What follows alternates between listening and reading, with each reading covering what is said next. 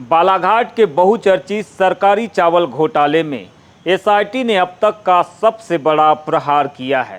Sancheti rice group का management संभालने वाले राजेश संचेती और हर्ष इंडस्ट्रीज के प्रोप्राइटर विनोद शर्मा को गिरफ्तार कर लिया है।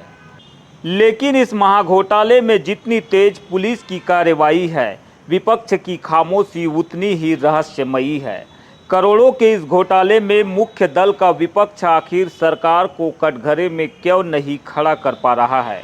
अगर छिंदवाड़ा का एक एवीजे एथेनॉल प्लांट सरकारी चावल निगल सकता है, तो धान के कटोरे बालाघाट में चल रहे बाकी एथेनॉल प्लांट्स की भूमिका की जांच की मांग क्यों नहीं उठ रही है? देखिए गिरफ्तारियों और सियासत के इस गठजोड़ पर बीजीटी मीडिया की इनसाइड स्टोरी।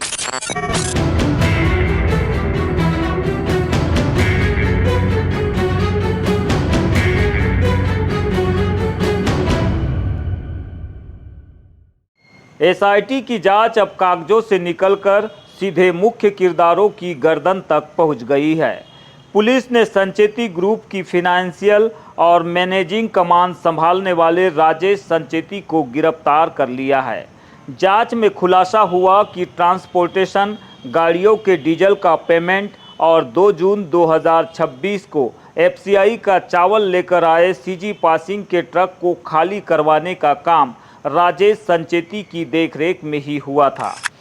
वही दूसरी बड़ी गिरफ्तारी हर्ष राइस इंडस्ट्री के प्रोप्राइटर विनोद शर्मा की हुई है, जो इस फर्म में 20% के पार्टनर है। चौंकाने वाली बात यह है कि इस फर्म के अन्य पार्टनर्स में पूर्व मंत्री और भाजपा जिला अध्यक्ष रामकिशोर नानो कावरे के भाई कुमार कावरे, भतीजा अविनाश कावरे और एक अन्य महिला शामिल है।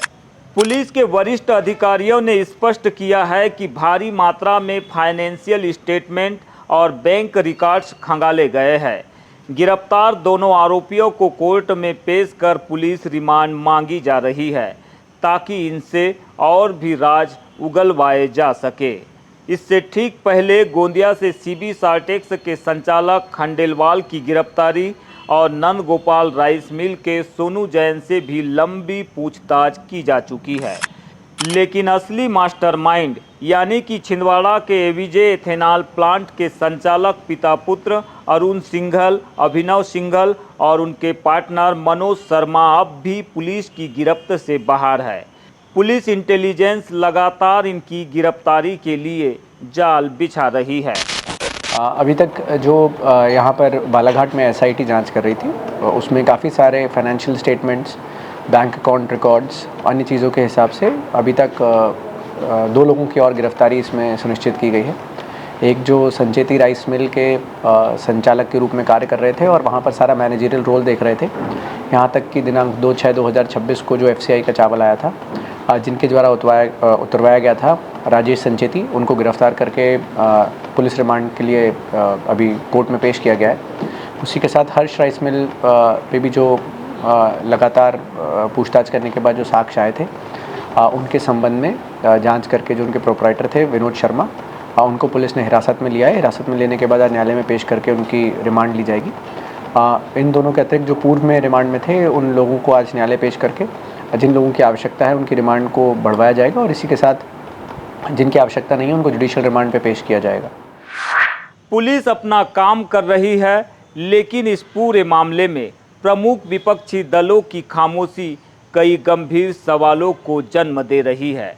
आखिर बालाघाट में विपक्ष इतना कमजोर क्यों नजर आ रहा है?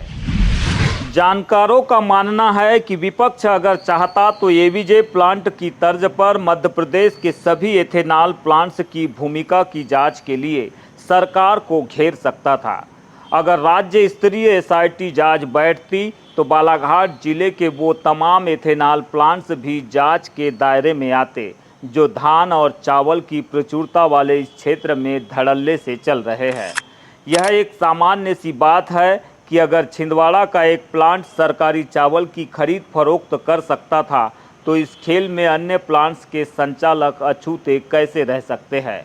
विपक्ष की यही चुप्पी इस बात का इशारा कर रही है कि शायद हमाम में सभी नंगे हैं। राजेश संचेती और विनोद शर्मा की गिरफ्तारी ने यह साबित कर दिया है कि एसआईटी मनी ट्रेल की सही ट्रैक पर है, लेकिन एवीजे प्लांट के मालिकों की फरारी और बालाघाट के स्थानीय एथेनॉल प्लांट्स की जांच न होना इस केस के दो सबसे बड़े झोल नजर आ रहे हैं।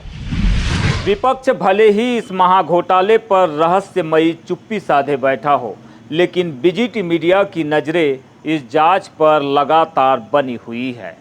देखना यह होगा कि एसआईटी की जांच कावरे परिवार के सदस्यों और बालाघाट के एथेनॉल प्लांट्स तक पहुंच पाएगी या फिर नहीं। कैमरा सहयोगी कमल के साथ बीजीटी मीडिया के लिए बालाघाट से मैं यमलेश वंजारी।